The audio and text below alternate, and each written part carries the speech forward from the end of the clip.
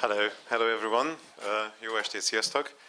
I'm really excited here. We have a fantastic panel here with a tremendous experience, and I'm very, very eager to learn. So without further ado, I would love to have sort of the first round of, what moves you, what is your, what is the why you're sitting here kind of round. Maybe, yeah, Charlie, take it away. So, good evening, everybody. Good evening, everybody. Try that again.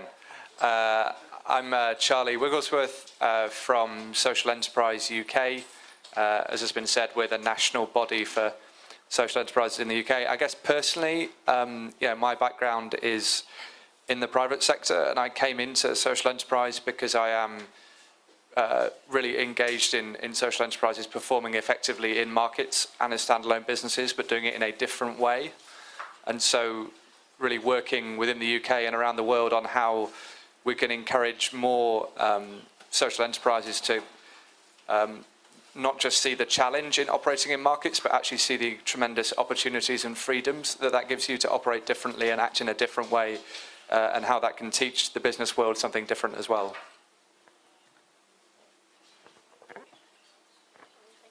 Hi everyone, my name's Cherie, and I co-founded a social enterprise that runs in Nottingham called Think for the Future, or runs in the UK in a town called Nottingham.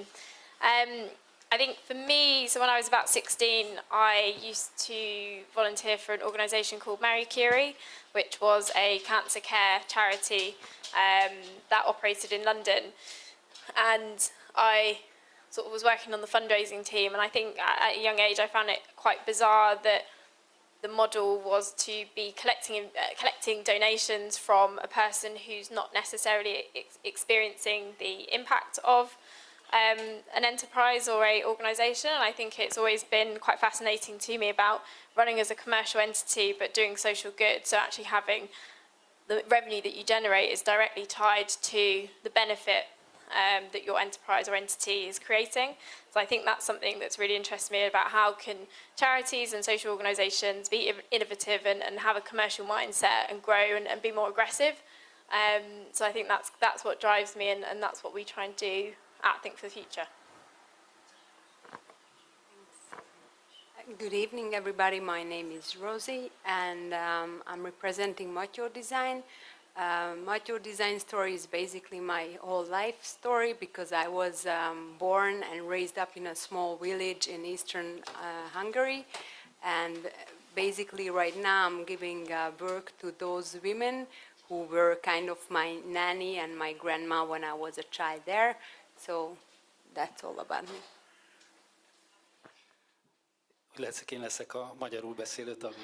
I might be the only Hungarian speaker on the panel. My name is Gábor, Lévai, founder of Civil Support and Impact Accelerator. Everybody is a minority somewhere, and what motivates me is how you can overcome that and how you can create advantages out of disadvantages. I think there are two tools for it. One is improving your consciousness, the other is improving your self-knowledge. And I think we can do it much better if it's part of our everydays, if we can put it into a business environment. That's why I focus on how civil organizations and social enterprises can become sustainable and how they can become more conscious of their own business models. First, what I would love to, after the introductory round, it'd be great to talk about a bit of a context. So what are we talking about in the two respective countries? So it's going to be a question to Gábor and Charlie, I guess. Just very quickly, not too many numbers, but what is it what we're talking about? How big is this market? How many employees, and what is the potential?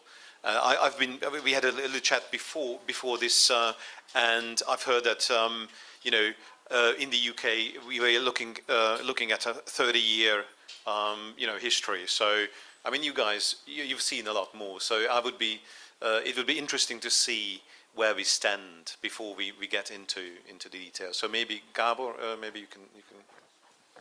izgalmas dolog olyanról beszélni, amiről It's an nincsenek exciting hivatalos számok. topic to talk about something of which we don't have official statistics, but I am saying some numbers. About 30,000 NGOs in Hungary and about 2,000 social corporations and about 500, 600 non-profit limited companies. So if we talk about the market of social enterprises, if it exists, that it is somewhere between 100 and 3,000 organizations. This is rather broad. And it's broad because of these definitions, because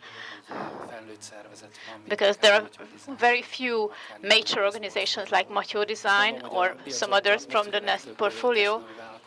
I think now that most social enterprises start from the NGO side, so what they lack is mostly enterprising knowledge.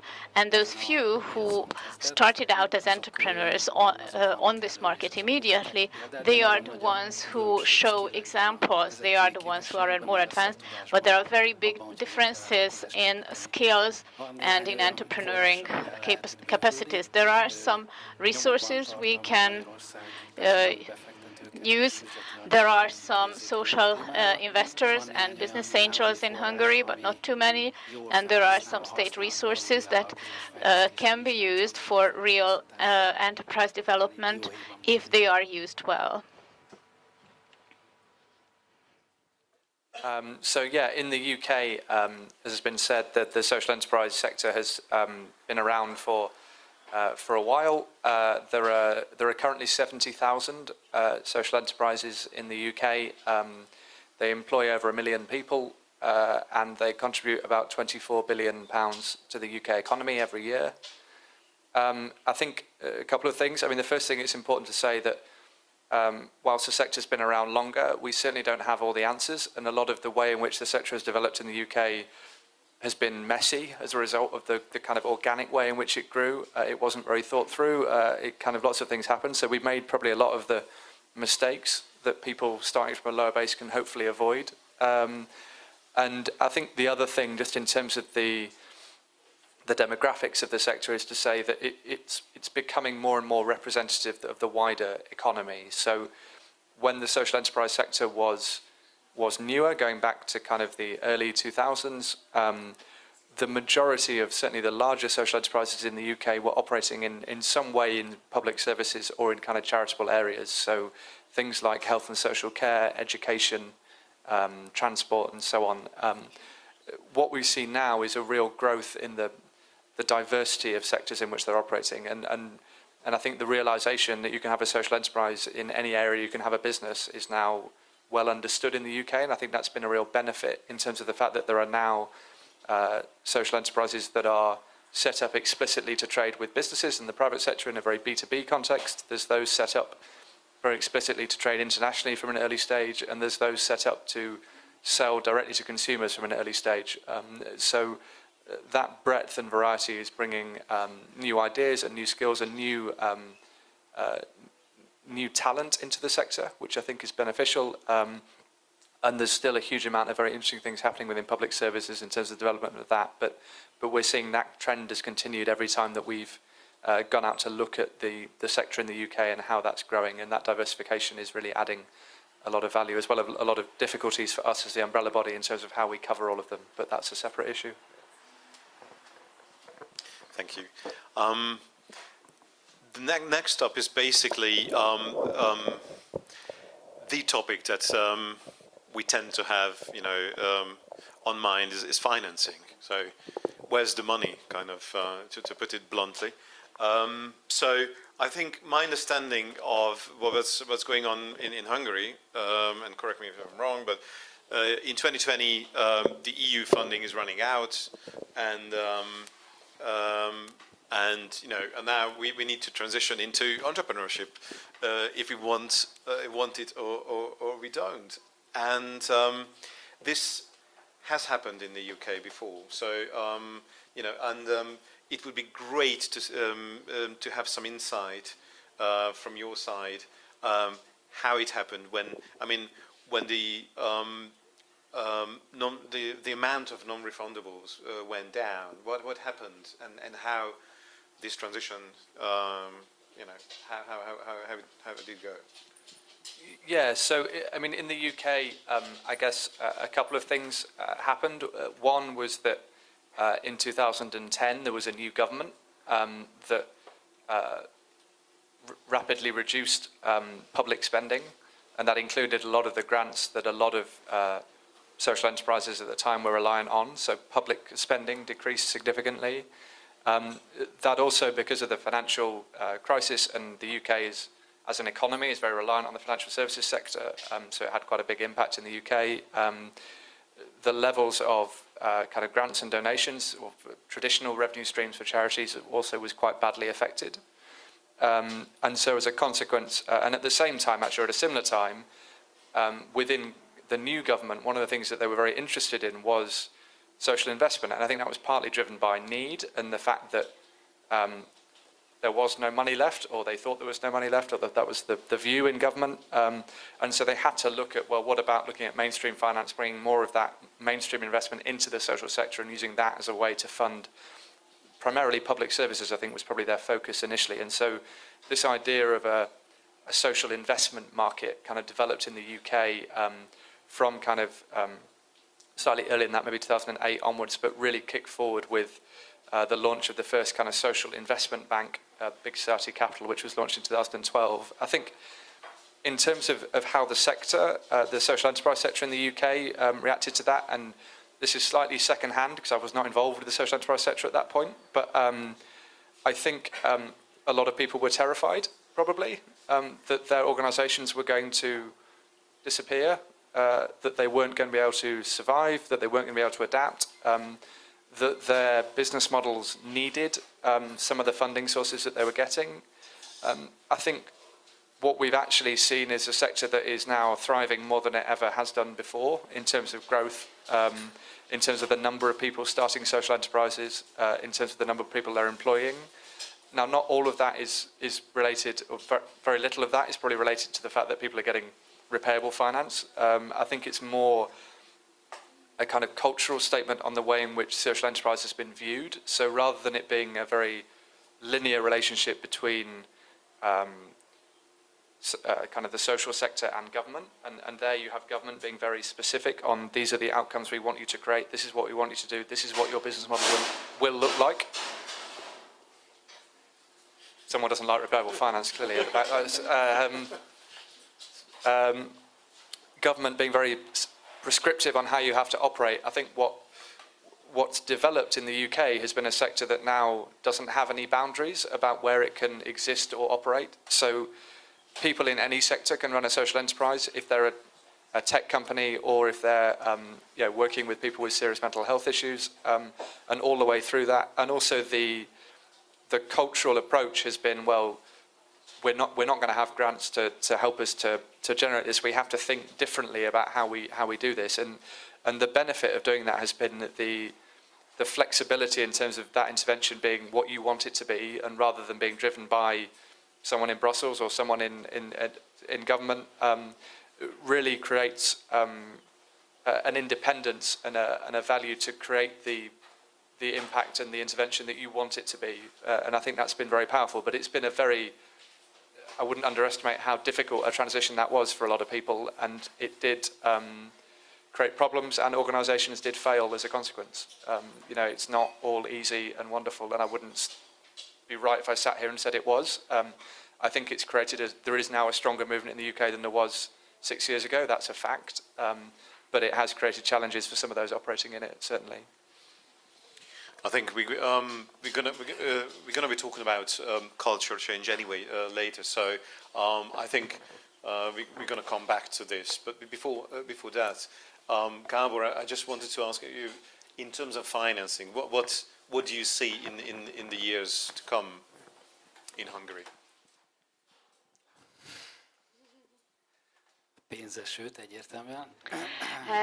Of course, I'm talking about a rain of money. For now, we have a state program which benefits social enterprises, that approaches from a social investment point of view.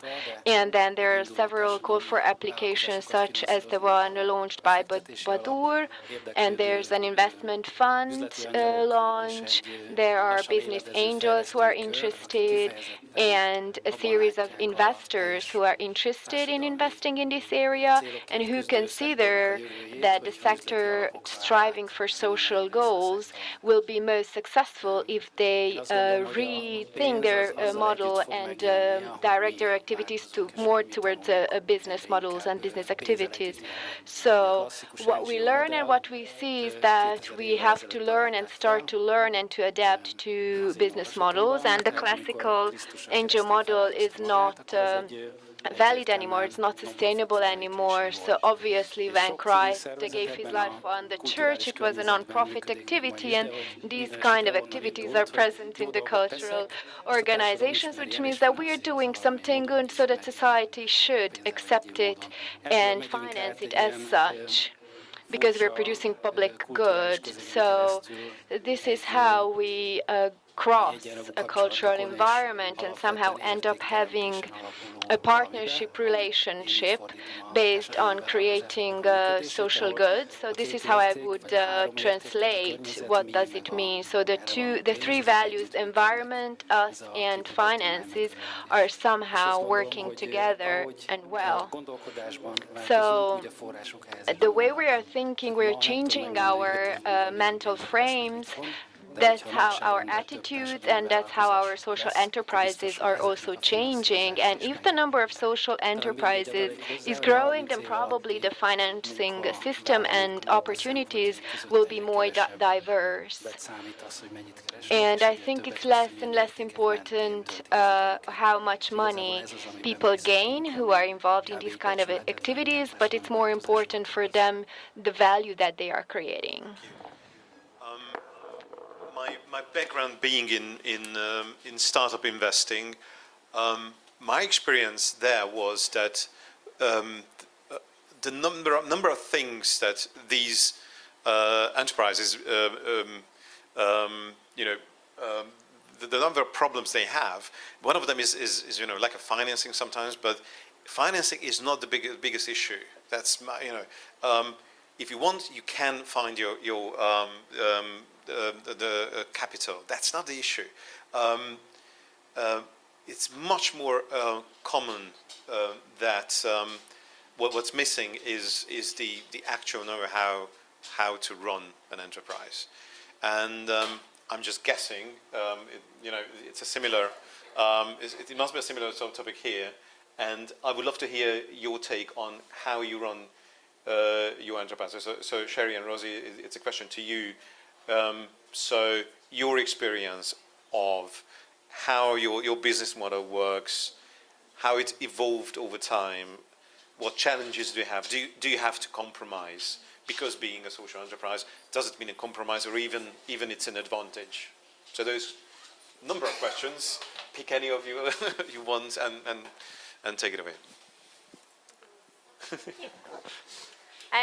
So just to give you a little bit of context, so Think for the Future is a social enterprise that works in education.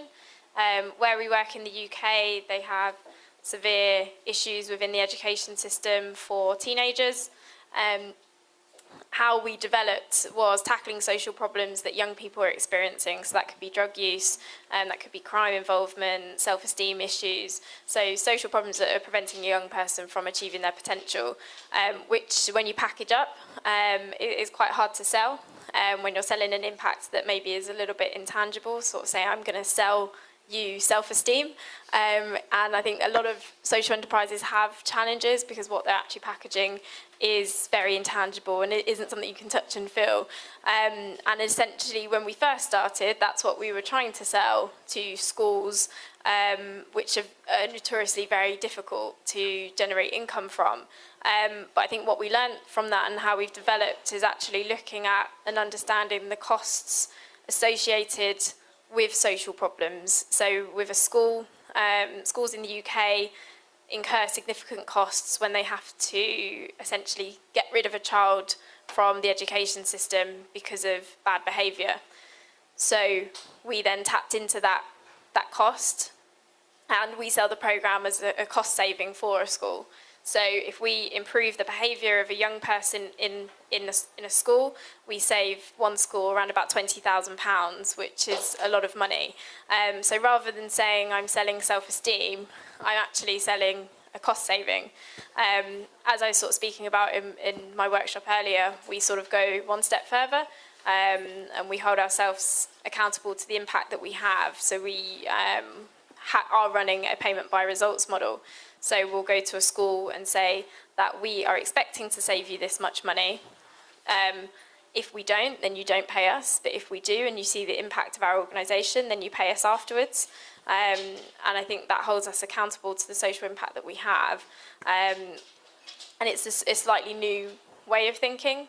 And so I think there has been a bit of an evolution in terms of generating income for your social enterprises. Gábor mentioned it before. I also realized that in Hungary, most of the social enterprises are coming from the social enterprise part and not from the business model part.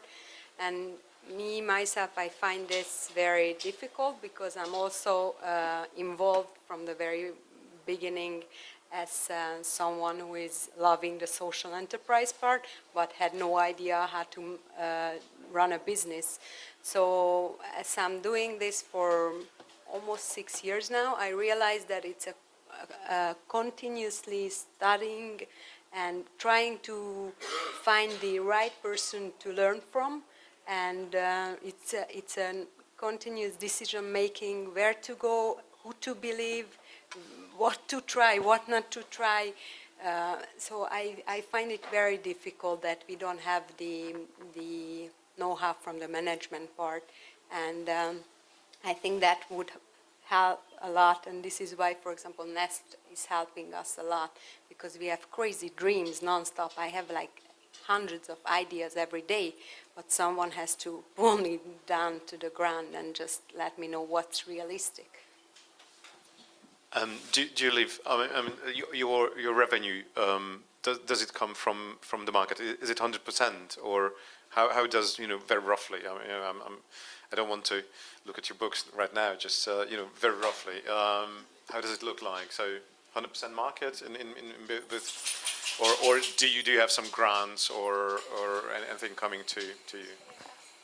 I think in the start we had a lot more grants. At the moment, I think we're roughly around about 5% grants, and the rest is revenue that we generate. So we'll generate our revenue through schools, social housing associations. I don't know if you have a term.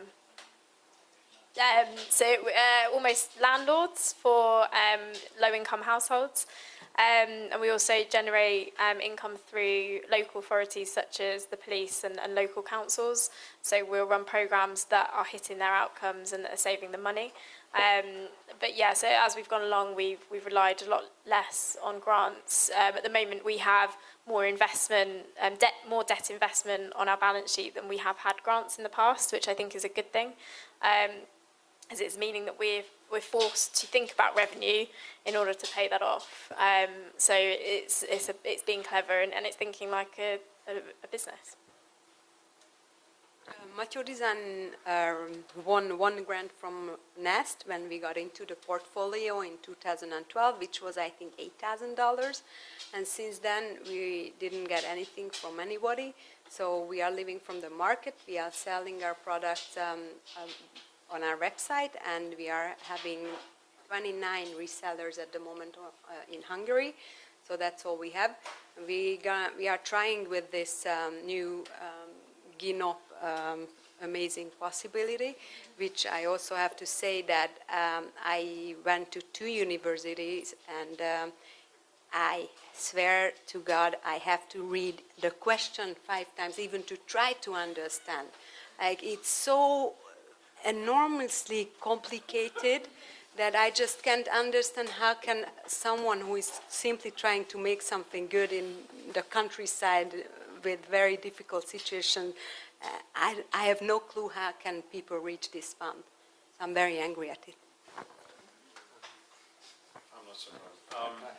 Yeah, of course. Sorry. Yeah, I mean, just on the revenue mix point, just in terms of our organisation, we went through the same profile as the rest of the sector I talked about before. So in 2010, when we were first established in 2002, we had a big grant from the UK government, which was basically to be us and to do whatever we wanted and to, promote the sector and all those things. And that, by 2010, we started doing a few other things, but it was still half of our income, basically half of our turnover was this grant. And overnight that was cut and disappeared. And so, we lost 50% of our turnover. We got a kind of 2-year period, kind of wind down period on that, but we had to find a way to make that work. And the big thing that as a board we looked at, and that was the period I was hired in, which was nice timing for me. But the real focus was on ensuring that we had diversity of income streams. We would never again be that reliant on a single contract and a single customer, particularly one from government where those things are very, can disappear very quickly and change very quickly, and it's a very unstable place to be as an organisation. And so we've worked very hard to make sure that our revenue mix now is varied enough that we are not in any way reliant on any one sector or business.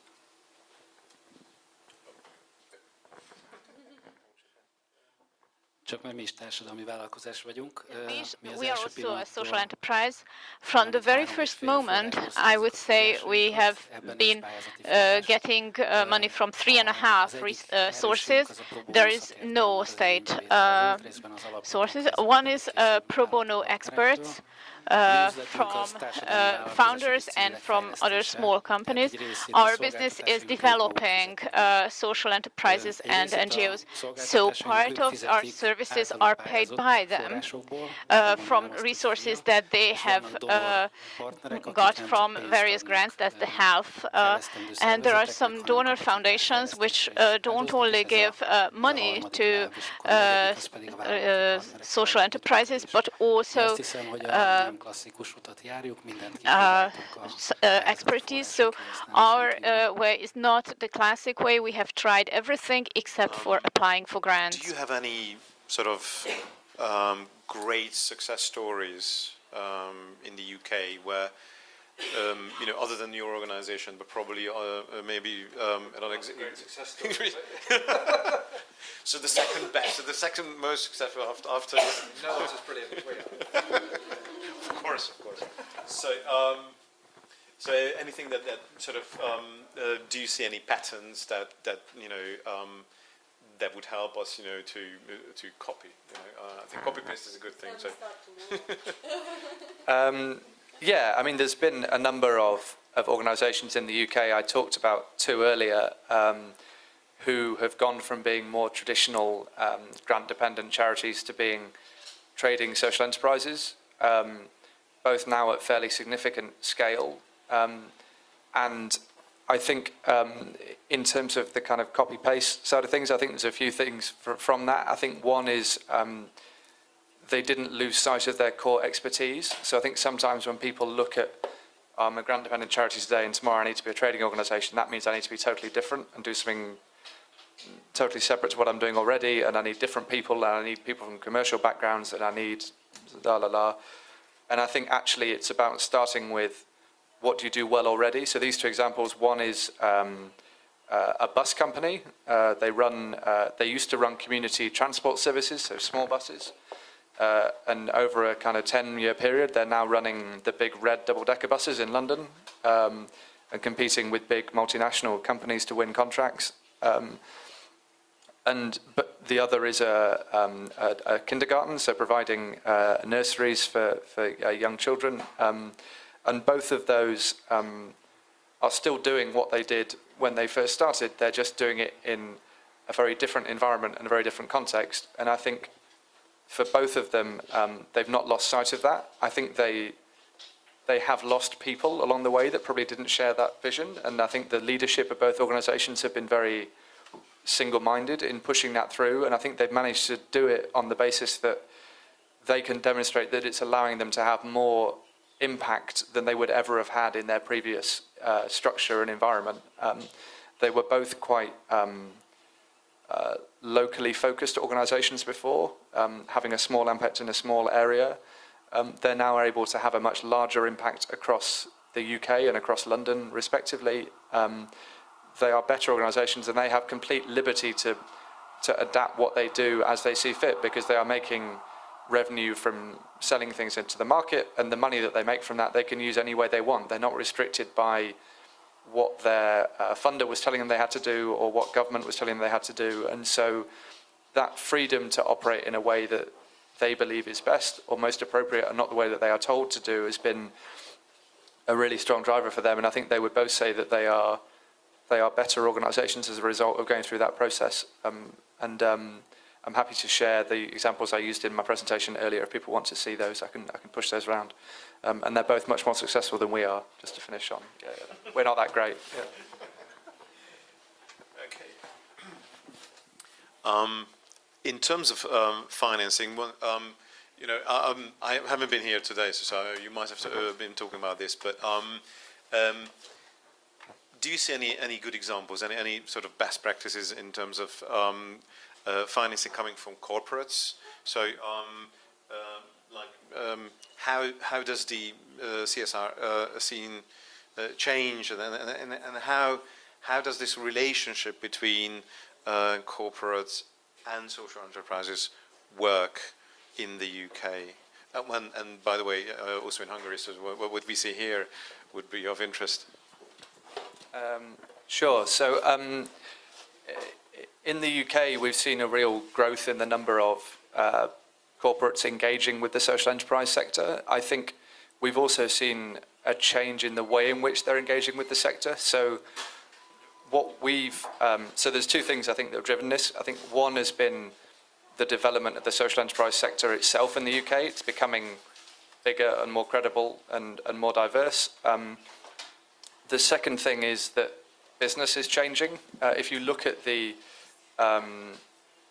big strategic picture about people talking about business and changing nature of CSR and looking at more responsible business and how do we go from having kind of CSR as this kind of separate reactive bit of the business over here to making it responsible business, everyday business and part of core business. And you see all of these CEOs standing up and saying that, and it sounds great. But no one knows how to do it, actually, and how do you make it part of what you do every day? That can be very difficult. And I think that one of the things that we've done is to try and say, well, social enterprise is a brilliant way of making this part of everyday business, because unlike your traditional kind of CSR and charity relationships where you support them for a while and you choose them maybe at random, maybe more strategically, but you're picking organisations to work with and you're working with them over maybe a 3-year period, and then you pick a new partner and you work with a new person. Social enterprises are businesses that you can trade with, you can have joint ventures with, you can look to buy from as part of your supply chain, so how you buy what you need, or could be your market. So as the sector's grown in the UK, the big banks, the big professional services firms see this is a big growing sector of the economy. How do we service it better? How do we create offerings for them? Because this is a business opportunity for us. So I think what we've tried to develop is a more of a business relationship, because we believe that is more long lasting than a CSR relationship. We've certainly started, we wouldn't say no to CSR money when it comes along our way, but it tends to be more short term and more cyclical. And I think what best practice now, I think, is a few things. One is about businesses looking at how can our core business engage with social enterprise better, and that's partly about procurement, and we're doing a lot of work on how businesses can buy from social enterprises, because businesses need products and services. They need to businesses run events. Why aren't they doing them here? Businesses need water. Why don't they buy it from a social enterprise? Businesses need stationery. Why aren't they buying that from a social enterprise? All of these services that they can buy anyway and demonstrate the impact that they're having by doing that and spending a bit differently. And also investment is part of that as well, and skills. So, well-run, effective mentoring or business support programs are very effective.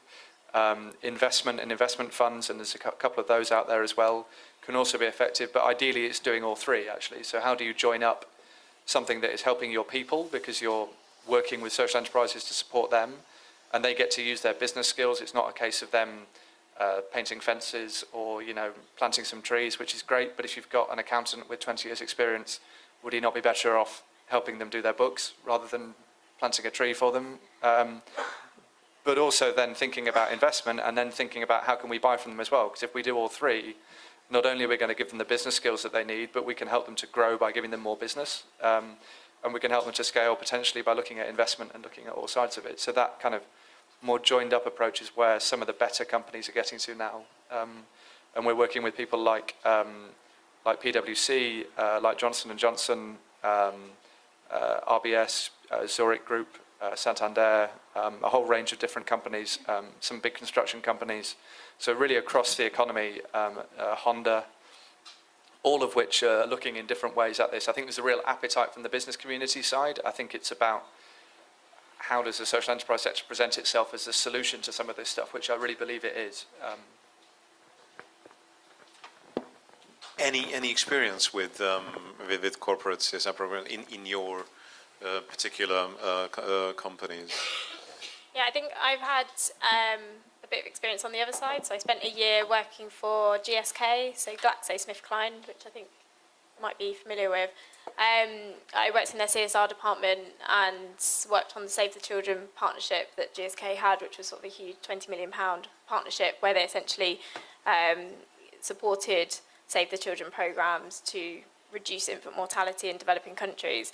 I think from that experience, it was more grant-based, but because I was in sort of the very traditional setting of a CSR department, it was sort of the exchange of money and expertise. But what was happening elsewhere in the business was a move to sort of source products and services from more sustainable sources or more socially friendly sources.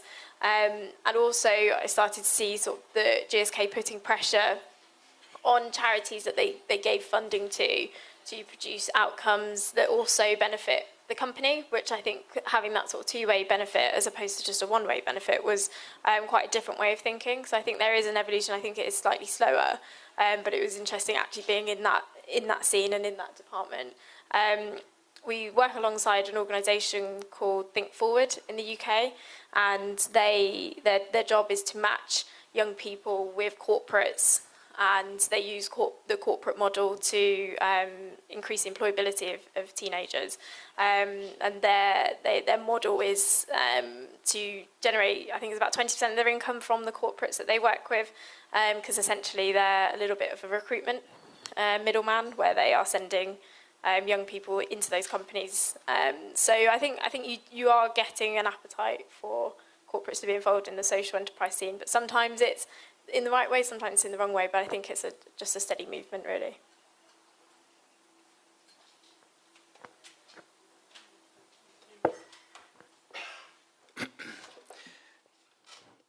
Honnan kezdjem?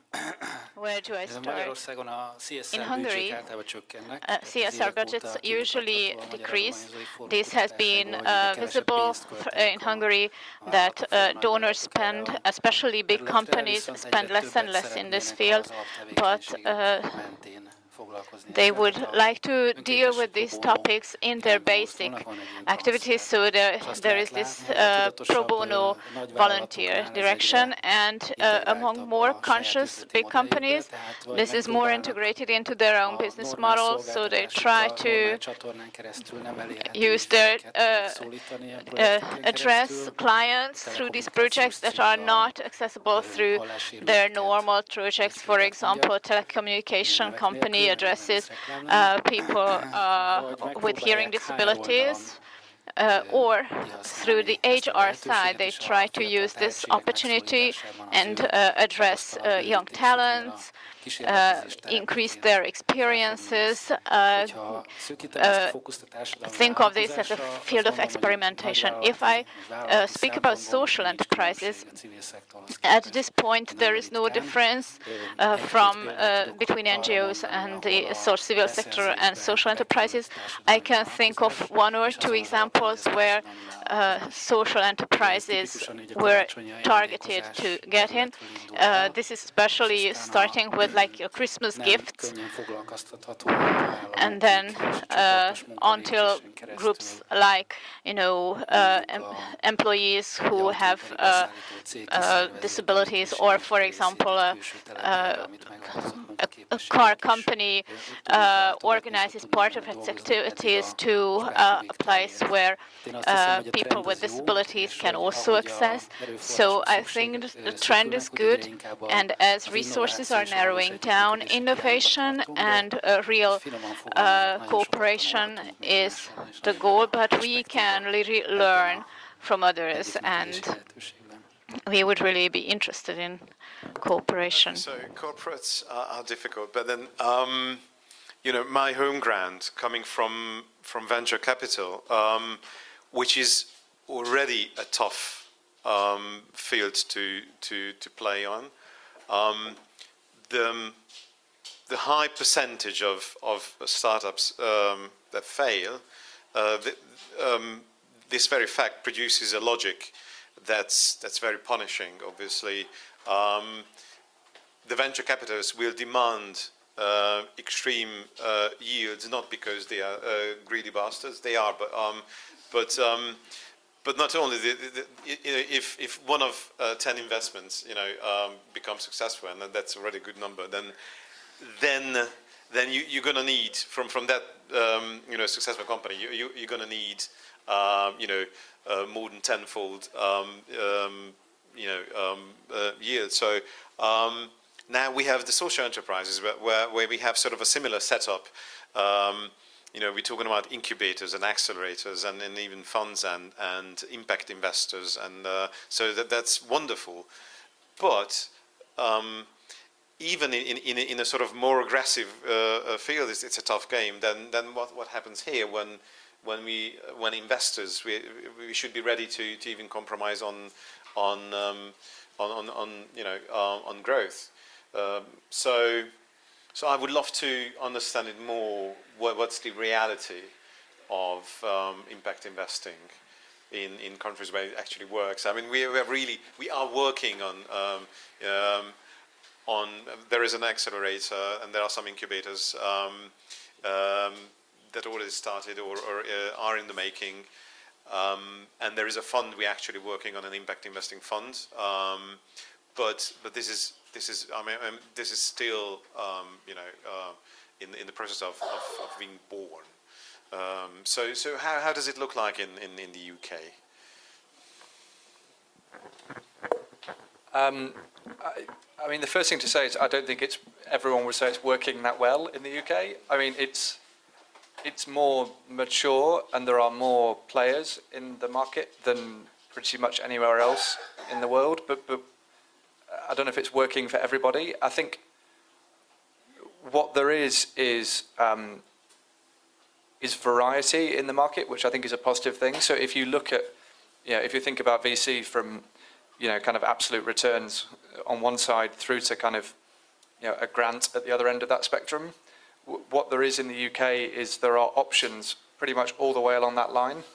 So if you are in a position to work with someone who can help you aggressively scale, and you're happy to give a commercial return, obviously there's a market out there for you. If you need a grant because nothing else will work, there's some people there as well. But there's also everything along that line. There's some kind of patient capital through to maybe a small return, but they're willing to accept a lower return because they see the social benefit of what you're providing. And I think the diversity in the marketplace is a positive thing in terms of what's there.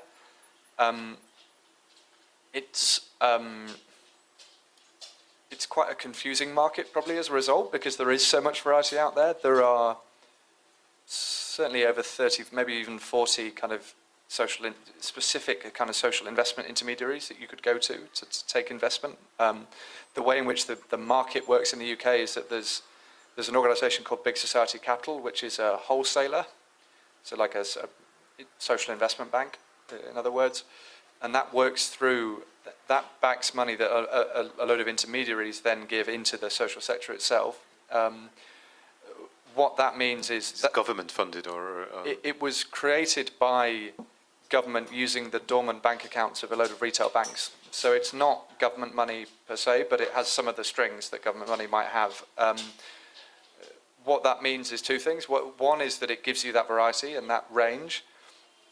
The negative side is that it makes the money that it's giving quite expensive because it's going through, the investment bank needs a return. It wants a 5% return. It then goes through an intermediary that has its own costs. So by the time it gets to the bottom, there's challenges in, given the rates at which you can get commercial investment, it's not necessarily that competitive. But obviously that's dependent on the nature of your business model and the position you're in. And I think for a lot of social enterprises, the answer is probably conventional investment. It's going to a high street bank and getting a loan. For others, that either won't be appropriate or it won't be the right option. I think, and then I think what you have in the UK is a real range of potential routes to achieving that. Some will be more expensive than others in terms of the repayment rates. Some will be very good, valuable investors. Others will be looking for more of a straight commercial return. I think it's by no means a perfect market, but there are the variety is huge in terms of what's out there. I think the other thing that complicates things for social enterprises is that the ability to take equity investment is a real problem because of the legal structure of a lot of social enterprises. They can't give equity because they don't have equity to give. And if you're only taking debt investment, that sits on the balance sheet. That creates challenges, and that there's been a lot of work in the UK around developing different financial instruments. So they've talked about kind of quasi-equity and ways of giving basically equity in all but name into these organisations. At the moment, that's still quite experimental, and what that means is that it's expensive and the transaction costs are very high, and that creates challenges as well. But that is getting cheaper and easier and improving, but it's still fairly early stages. What it is doing is it's leveraging more money from other places now. So there's more high net worth investment, but also more traditional kind of pension funds and so on starting to invest in the sector as well, and that creates more liquidity, which is making things a bit easier. So it's improving, but it's by no means perfect in the UK, I'd say. Yeah, I suppose I can talk you through what we've done. So we have taken out about £50,000 in loans. One of them, which was around about £15,000, I think we've got about 6% interest rate, so it's fairly expensive, but it's risk investment. We've also got another investment which is around about 5-6% again, which was for £35,000, and we have a revenue participation agreement. So we had sort of a two-year gap, a repayment gap, and we then pay a percentage of revenue starting next year.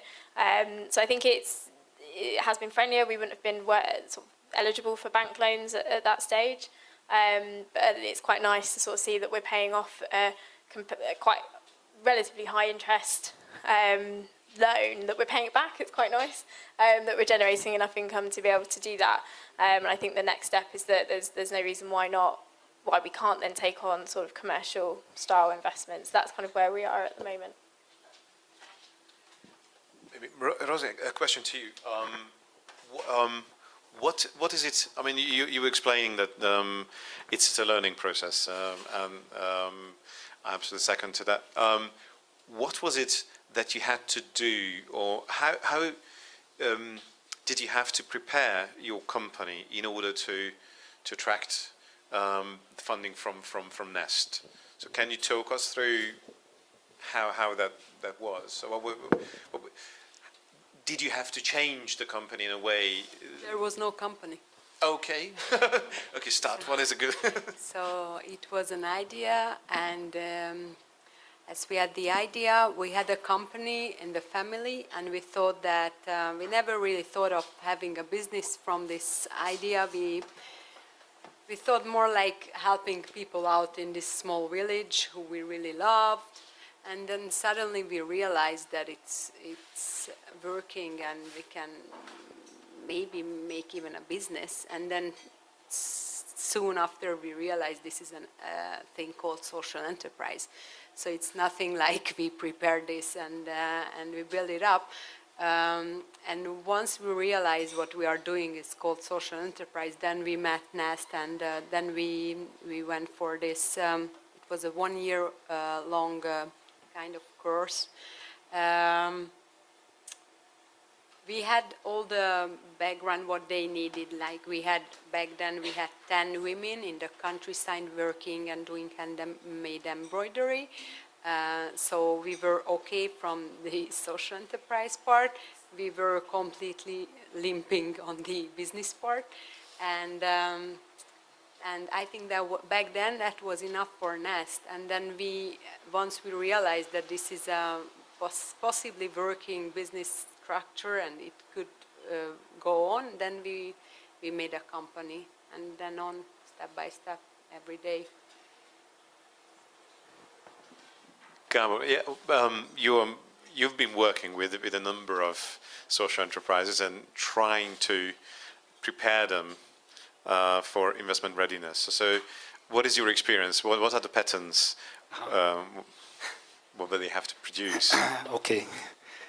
Egy évvel ezelőtt kezdtünk el egy Impact Accelerator. 1 year ago, we launched our Impact Accelerator social experiment, which means are there social enterprises in Hungary who are awaiting investors, meaning more than 10 million forints capital that they are requiring in order to sustain their activity or to develop their activity.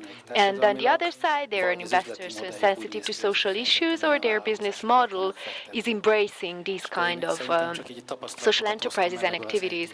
So basically, I can give you examples from this past year. 50 teams applied to this program. Out of them, we selected 25 without giving too much thought to it. So what we could suggest them is to keep working on their plans, and 15 were those who already had a concept, but they did not have any kind of income anymore, like from businesses, and we started working together with 15 teams. So we constantly tested whether it is true what we're thinking about the market, and in a parallel, we worked together with 13 investors. And at the end of November last year, we organized an event where 11 teams presented their activities for several investors, which is, I think, a great result if we have if we take into account the Hungarian context. And of course, the presentation was very euphoric on both sides, and the investors said that they very rarely see so brilliant and well-thought concepts. And the social entrepreneurs said that they meet socially sensitive investors too rarely. And now we will be meeting with 2 teams and 1 investor, and the rest of the teams just did not make it, and which is completely understandable. But somehow I think it's important that we carry on working with them, both with investors and with their social enterprise concepts. So from where we are now, I think that we are quite a good place, because I have ideas of how to continue their activities, or how to use the GNOP funds, or how to have business investments. So I think this is the activity that we are carrying out and enjoying, and of course we have business angel partners. And the idea that the capital and the income should also calculate with social impact, I think this supposes a very strong cultural change. So I think this is the area in which we can bring successful examples. Maybe we can have a word with the organizers. So it's been a long day, and I'm thinking I would be interested in your questions, if that's okay. I have a number of others, so I can ask here, for all day. But why don't we ask you guys? I would love to open it for questions, comments, remarks. offers. And I will give the mic because we have the interpret, so if you have a question, please tell it to the microphone so that the interprets can actually translate. Sziasztok, nagyon szépen köszönöm. Hello, thank you very much for the opportunity. One of my questions that came up in my mind during your conversation here is, be it from public funding or from a business investor, a social enterprise can only launch its activities if it has a very strong capital. But were there examples in case of social enterprises when it was launched that it was carried out from funding coming from community funding? So are there any kind of attempts in your expertise, in your experience? So does a big family count as a community fundraising? Because then Matyodesign, I think, is a great example. So this is like the classic friends, family, and fools, right? Are you aware of examples like that? Én vitatom azt, hogy a hazai társadalmi vállalkozások nagy tőkével. I really don't agree that social enterprises launch their activities with huge capitals, and those who started and those who grew to become big ones did not start as such. So the feminine start is the typical case, or people who gather money from their friends, or they start with activities that do not require specifically huge capital. So the path is similar as in the case of a business enterprise. So if you have a good story, that is something you can start with. So if this makes people become involved and become interested, and they reach your give your message and transmit your message to other people, to their friends. So if your message is I need a washing machine, it's not such a good message that people would be really willing to support. There is an initiative called Magic Me.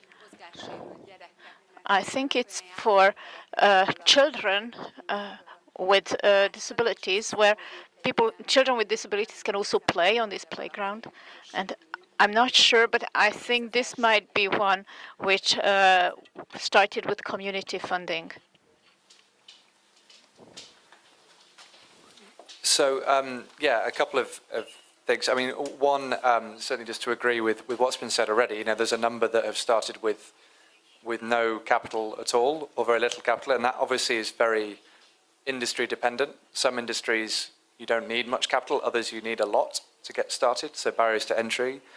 The other thing I would say is that the abilities of a social enterprise to kind of leverage goodwill shouldn't be underestimated. I know a number of social enterprises who have got things for free or got loans on things that if you were saying, I'm starting a small business, can I use your machinery or something like that, they'd tell you to go away. That doesn't happen when you're a social enterprise, because there's a wider narrative that is compelling and people will help you if they can.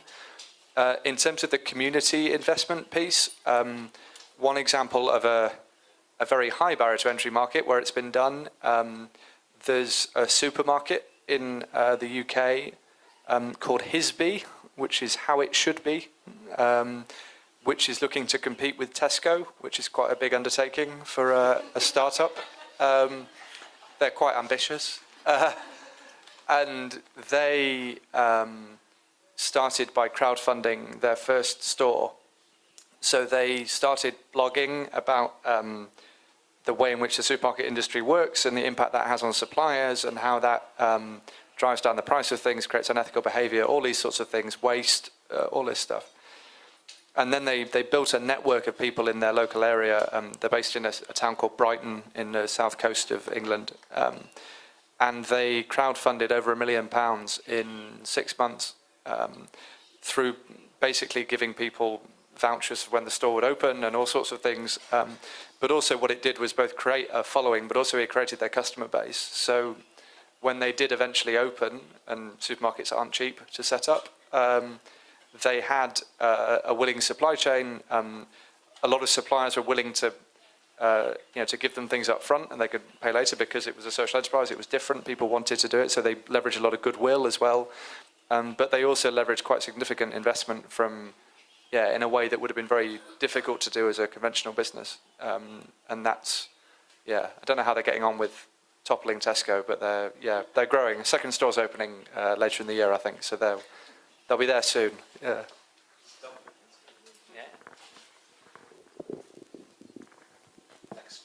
Next question.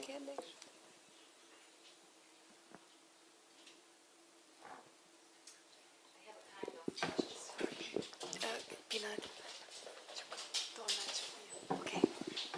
Thank you. I'm not sure it's a question. It's rather a kind of thinking out loud. As I'm an NGO. I'm a CEO of an NGO, and I'm thinking about. I have a couple of ideas how to make my NGO more sustainable, and I'm thinking about a social enterprise. And we have some ideas, and one of our main target groups are Roma people and kids from child protection centers and foster homes. And we have some ideas, but I'm just thinking about. You were talking about this, Cherie, before, that it's not easy how to pack such things like self-esteem and improving people's awareness and attitude towards making them more, how to say that, like capable for life and give strength or such things. And I'm just wondering, like, what was your story to communicate and put it into real? I don't know if it's a real question and if you understand what I mean, but so these are rather my rough ideas, what's in me at the moment. Yeah, I think I had this conversation earlier because I understand that the Hungarian education system is very different in the UK compared to the UK in terms of how it's structured financially. But I think for us, we realised that just selling sort of self-esteem or selling something that's you can't touch and you can't feel was very, very difficult. And what we did is we really went into the problem and we dived into the sort of more tangible side, which was what if you have a child, let's say, that is taking drugs in society, who then foots the bill? So who pays for that problem later on? And I think we sort of followed almost the financial pathway to find out where is that cost coming from. And I know there are difficulties in sort of the Hungarian society in regards to doing that. But that's where we started. So we then understood how schools function, how schools, how they spend their money, how they make their money, and realised that actually we can save time and we can save money, and that's what we sort of latched onto. So it was following it back to who are we solving this problem for, and how are we then benefiting that person, and is it a benefit that is worth paying for? Because I think there are some circumstances where someone has a brilliant idea and a brilliant solution, but it's not enough of a problem for someone to then want to pay for it, and I think that equally is an issue. But yeah, that's how we started. Does that answer your question? Ish.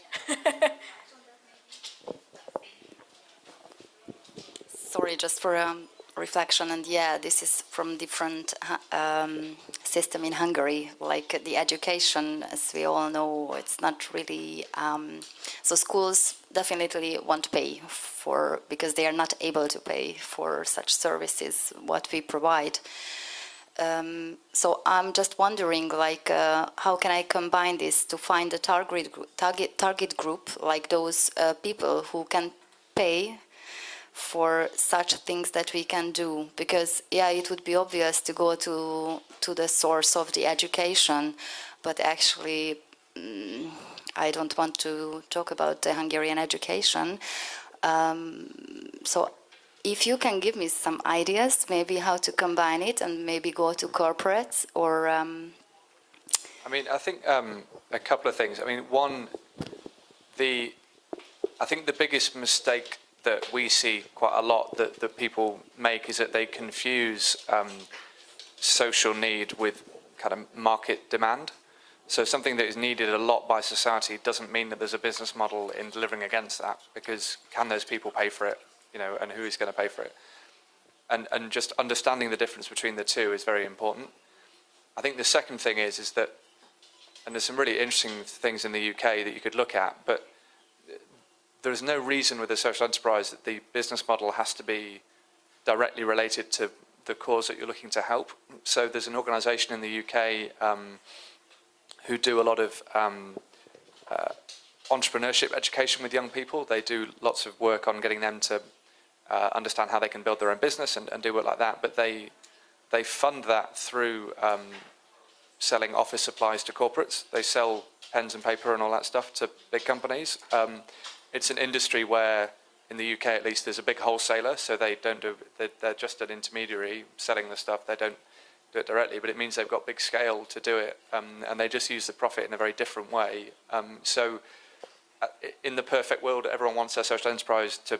The business model is, you know, using the same people, and we're going to employ all the same people that we're trying to help. And if you can do that, great. But don't feel like you have to be limited by that. And if you find a business model that works, or you meet someone that's got a business model that works, then look at how that can relate as well. Because if you can make it complementary, that's just as valid, I think. Hi, my name's Frances. I work for Badur Foundation in the UK. I just wanted to respond to your query by letting you know very, very similarly to what Charlie's just said about another social enterprise that I came across recently in the UK. So the objective of the social enterprise was to get young people who are in gangs and suffering from drug-related circumstances off the streets and into employment, but also to deal with some quite critical confidence problems that had evolved out of their circumstances. And rather than trying to deliver a service that spoke directly or overtly to those challenges, the very young social entrepreneur who himself came from not dissimilar background, not exactly the same, but he was exposed to it, and that's what inspired him, was to actually find out how to repair smashed iPhone screens. And then at very, very low cost, he was able to teach a lot of young people how to do that. He then basically, in the middle of the night, went to loads of council estates and at his own risk went and said to groups of people, gangs, listen, I could offer you an alternative revenue. Some of them laughed in his face, but some of them were really interested. He was able to train them, and then he developed a load of corporate contracts, and he now has an extremely successful social enterprise where those young people who are at risk are now going into banks and law firms at lunchtimes and repairing 50 people's mobile phone screens that otherwise they would have to be sending back to Apple and costing however much to get repaired.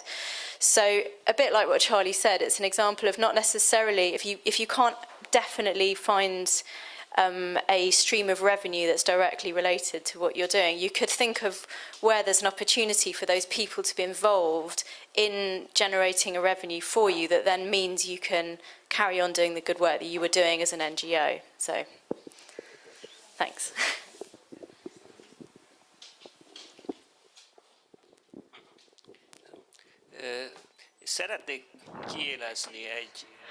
I would like to point out an implicit paradox. Gábor said a sentence that I find quite problematic and dangerous, meaning that it would be fair if in the money in the social sector would be directed more towards social enterprises without using the less amount of public grants as possible.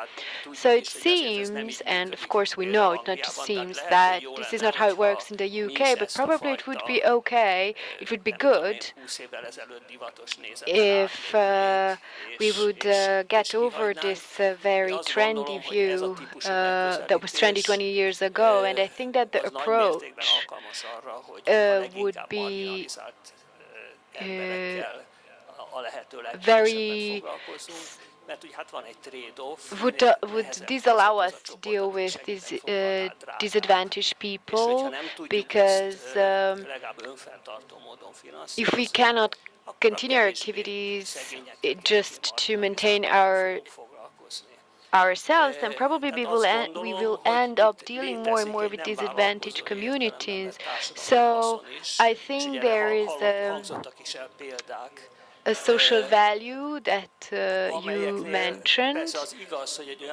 And of course it is true that we would need a state that would finance all activities that are of its interests. And of course it would not work within the framework of the current granting system, but they would have a dedicated grant system for this, where they would prize, or they will encourage the activities with money based on their results and not on the invested energy. And of course we need social enterprises, but I don't think that it would be a good idea to get rid of the approach that you mentioned. I think that what you said also includes the solution. So when I talk about service-based approach and that social sectors should work based on the service based on services, then of course there are areas that can create social enterprises. And I think in the British social sector works on this idea, and the social impact there means that if you can decide based on the result which of the service providers are better in terms of social outcomes, then of course they can receive grants. But of course I completely agree that they cannot work 100% on a business model, but I still think that business models should also include the concept of public good and common good. I mean, I think I'd just add, in terms of kind of the role of social enterprise in society, I mean, without getting too big picture, I think there's an increasing realization that the challenges that face the world today will not be met by any one group, actually, and that government isn't going to solve climate change or unemployment on its own, and nor is the corporate sector, and nor is the charity sector. And social enterprise is just another part of that mix, I think, and another way of creating a solution that brings in different funding, different expertise, different ways of working. It's not replacing anything, I don't think. I think hopefully it's adding to what's there, rather than being a panacea in its own right. But it is part of that mix. And the interesting thing, I think, or the most interesting thing that it's doing in the UK actually is around making some of those other parties work better together and more involved. And social enterprise can be the kind of piece in the middle of what government is trying to do, what big business is trying to do, and kind of trying to join up some of that stuff in a way that hasn't necessarily been done very effectively before, and have a slightly different dialogue around these things, because you're seeing big companies talk about their social responsibility much more than they ever have. You're seeing government talk differently about how it's approaching this stuff, and who's going to solve them is always going to be more than any one group, I think. So it's a very different picture at the moment, I think. My name is Attila Suhajda from Civil Support.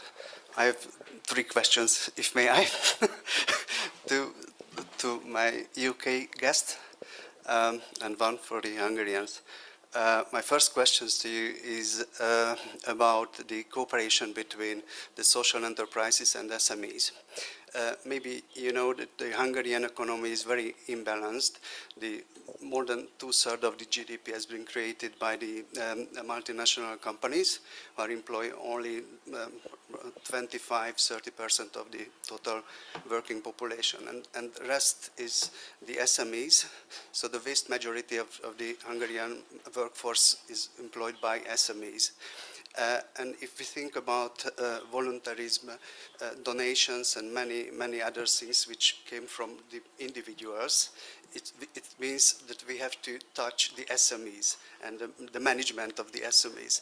So my question is, do you have any advice, good examples for us? How can we encourage the SMEs to be more active and supportive in our work? And this second question, I'm sorry for that, and it's avoidable. What do you think the implication of Brexit to your work and your cooperation between the future cooperation with the European Union? And the third question is to you. Sorry, I switched to Hungarian. No, okay, no problem. In English, I do it. The Hungarian government announced a decree which requires local government participation in every social enterprises from January next year. It's a law. It's a mandatory. So maybe you heard about it. So the question is, it's a mandatory, nobody knows what is behind it, but it's already announced in December. What do you think, what will be the impact of this regulation to the social enterprises and the activity of the establishment and support from any other sources to the social enterprises? Thanks. Can I take the first one, and then Cherie can take the second question on Brexit, so I can avoid that one?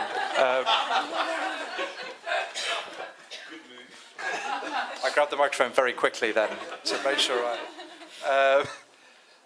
on the first one, I think, firstly, when we talk about social enterprise and how it's growing in the UK, we are constantly comparing it with the SME population at large. So all of our statistics and evidence talks about how it compares to the wider SME sector.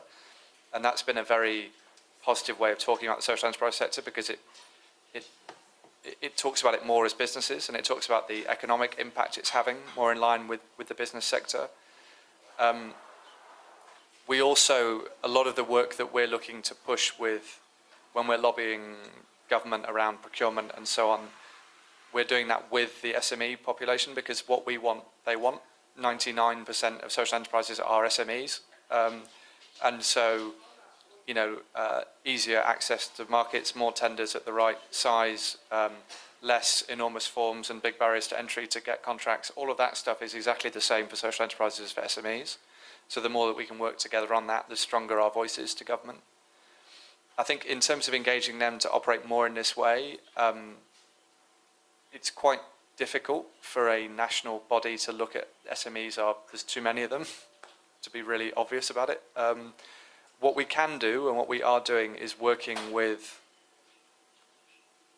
the kind of top market players, be that government or big business, and particularly through supply chains, on things that can be pushed down through supply chains. So we've done a lot of work with big business on their procurement. We've done a lot of work with big infrastructure projects and big government contracts on their procurement. And what we want them to push through that around being more socially responsible, but about looking at who you employ, about looking at your obligations to the environment and so on, are things that hopefully will influence the SME community more widely as well. And that's probably our best approach to influencing SMEs. You can't do it on an individual basis. There are 4 million SMEs in the UK. We can't touch them all. But everything that government is trying to do to influence them, we are supporting and agreeing with, and we want to be, when they're talking about SME policy, we want to be around that table, because we'd be arguing for the same things in most cases that they would be arguing for, because they have a lot of the same challenges now. I'm not really going to leave Brexit to you. You can go for it. Brexit, I was hoping we'd get through the night without, we nearly got there without it being mentioned. I think directly for the UK social enterprises, very few of them are accessing European funding. So from a business model perspective, it probably won't make much difference. None of them are going to, or I won't say that because that will come back to haunt me.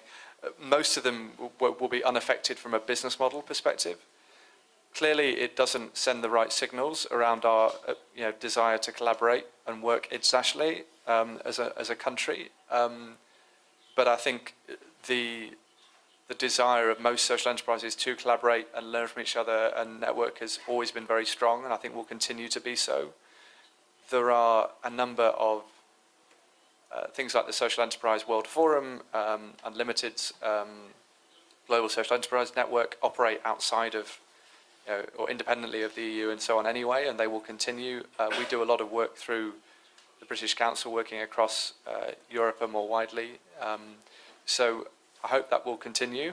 I have no idea what the final kind of trading agreements will look like. 20% of our members export. Most of that is to the EU.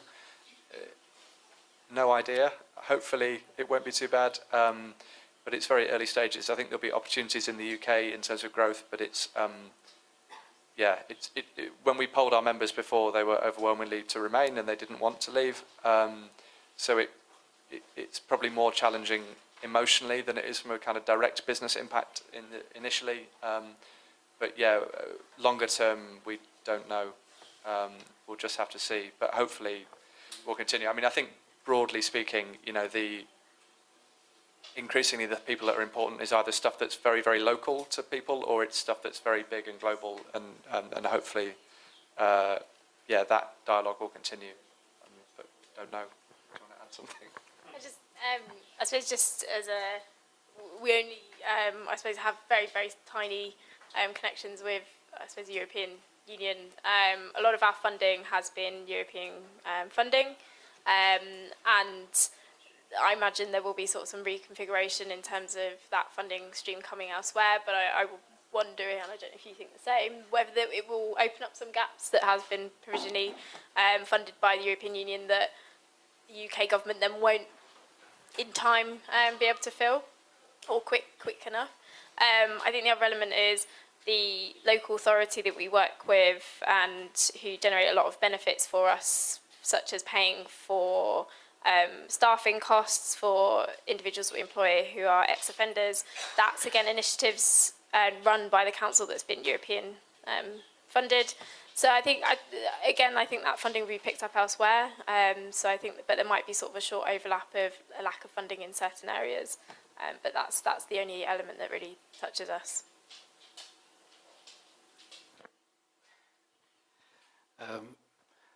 So we are speaking about not social enterprises, but social cooperatives. És akkor most magyarra váltok, tehát hogy a szociális szövetkezetekbe kell kötelezően július 1-től. So it is social cooperatives where there must be a member of the municipality, about 200 social corporations in Hungary, which have no municipality member. So I think probably the number of social corporations will be reduced from the present about 2,000 to 300, 400. And these companies, these organizations will not be the elements of social enterprises, so there won't be the core element, so we will need new forms of social enterprises in Hungary. Some of the funding will probably be in this direction, so, but this will not be traditional social enterprises, so these fundings will not be available for traditional social enterprises.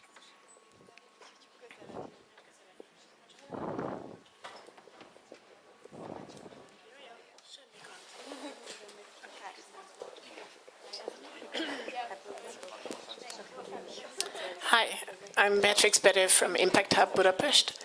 And first of all, I have some questions for you guys from the UK, whether there are and such how many and whether there are organizations, associations that really boost up social entrepreneurship in the UK. Because as far as I see, and this is not advertising, this is just Impact Hub around the world, there are 93. And our intention is to increase social entrepreneurs. Now, I've been working in this area for 3 years now. And Impact Hub Vienna, for example, if anyone was there, it's 100% social entrepreneurs.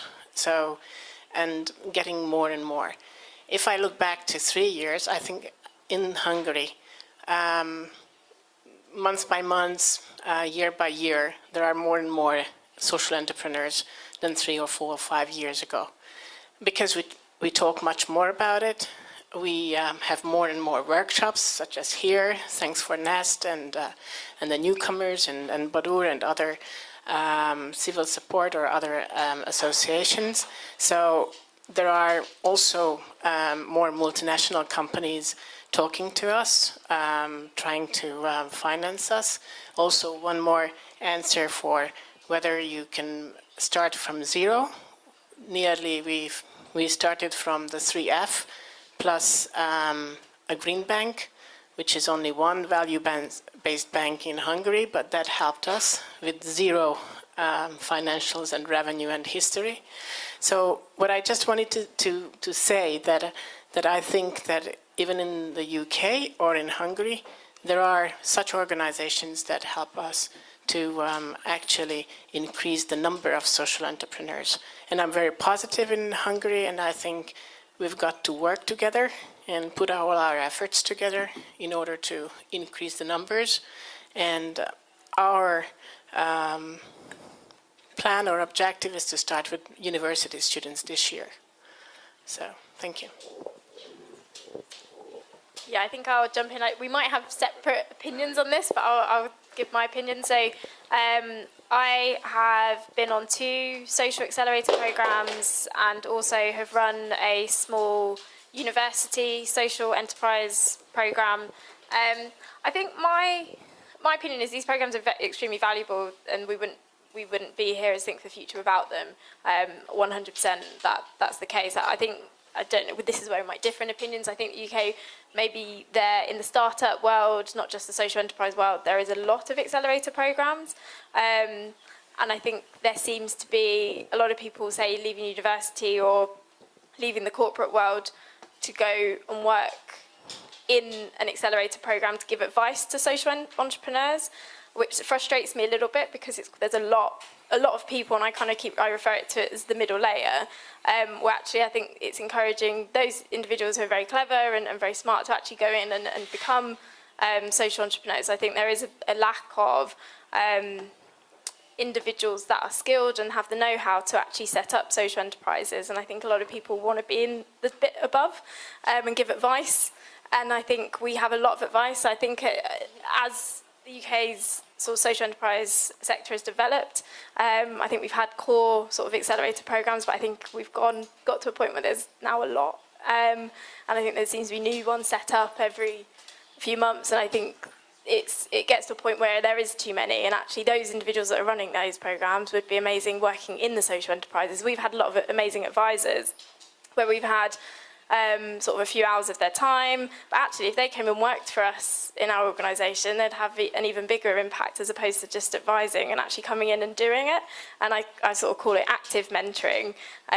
Instead of advice, come in and do it for us. I think that's my personal preference, and I don't know if we have a separate opinion on this.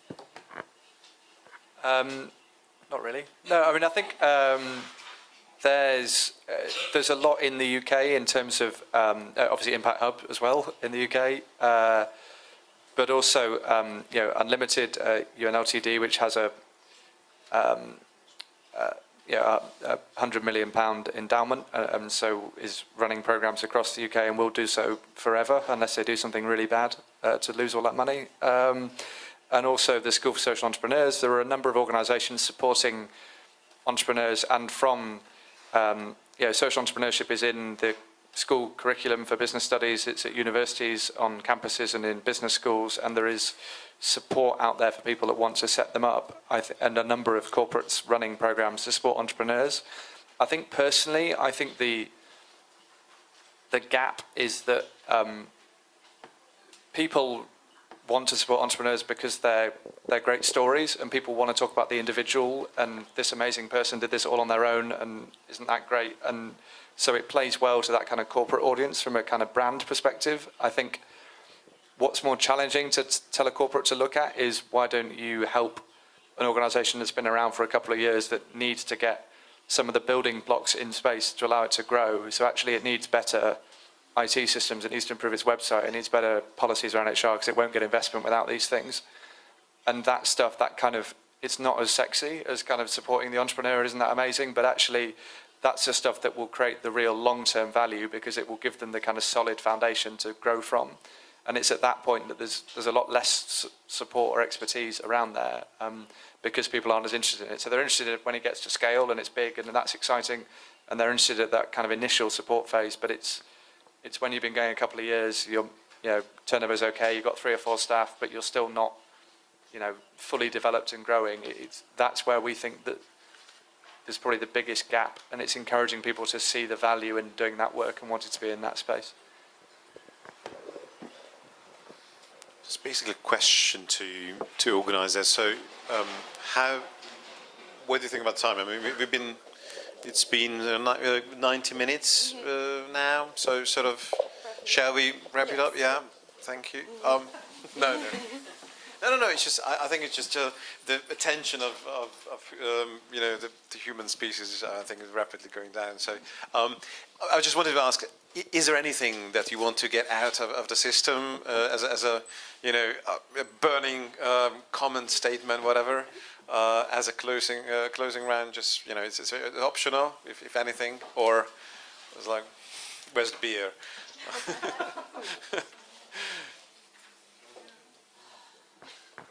Oh. Természetesen.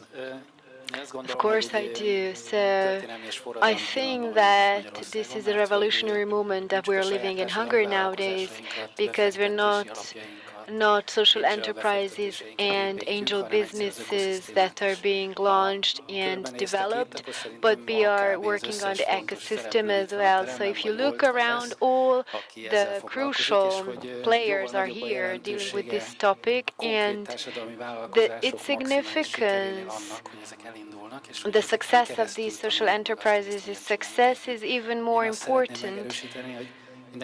So learning about how to create them is more important than, and I'm very welcoming each and every one of you who is here and would like to create partnership relationships. And I think that we have a market ready for 10,000 social enterprise market if we continue to stay within the European Union. So what I'm representing here is that now we are not competitors, but each and every one of us who is doing a social enterprise activity is somehow supporting other social entrepreneurs. So I would like to give support and positive input. So if any one of you has any idea and they do not have any kind of financial capital, in my view it is worthwhile to start with small steps from the smallest idea. And if your idea is good and is good enough and it's valid, it will start growing and will continue functioning. And what I like in this sector is that in many cases in Hungary, what I feel is that people are envious of other people's success, and they don't really like to share the secret to their successes because they are afraid that the other person will somehow have better results. And I think that us in this sector are sharing our experiences, and we are proud of our experiences, and I'm very open to sharing any kind of information. And I think it's easy to turn to one another because basically we're wearing the same shoes. I think just very quickly to add to that, I think whatever you do, so whether it's a commercial enterprise, it's a social enterprise, I think it's going to be hard work. And as I've said to people in the workshops, sort of myself and Hannah, we are the technical team, we are the office cleaners, we are the HR people, we're kind of everything. It's not glamorous, and I think it's don't go into social enterprise if you think it's going to be glamorous. I think that it is just working really, really hard, and I think it's failing, but failing quickly so you can learn from those failures. Think for Future is developed from a failure, and I think that helps you grow and helps you understand, and I think it's never going to fall on a plate. Funding is hard work to get in some circumstances, and I know sort of being some of the challenges that you're facing in Hungary, and I think it's just getting stuck in, and that's kind of been our motto. And then it's going to be hard work, it's going to be late nights, but it's completely worth it in the end. I think, just say that, anything is possible really in terms of the market or the scope or where you want to take it. And sometimes, when we speak at these things, we don't want it to sound like the UK has all the answers. We definitely don't. We're a bit further down the road maybe, but we've got stuff wrong. We invented football as well, and look how that turned out. So, there's... I'm sure we won't be ahead in long, and there's so much out there and so much opportunity, and if we can help you learn, great, but do things your own way as well, and you'll probably do it better. Yeah. Cool. So thank you very much. It's been wonderful. I've learned a lot. So thank you again for the panel, and let's talk about everything after this. So thank you.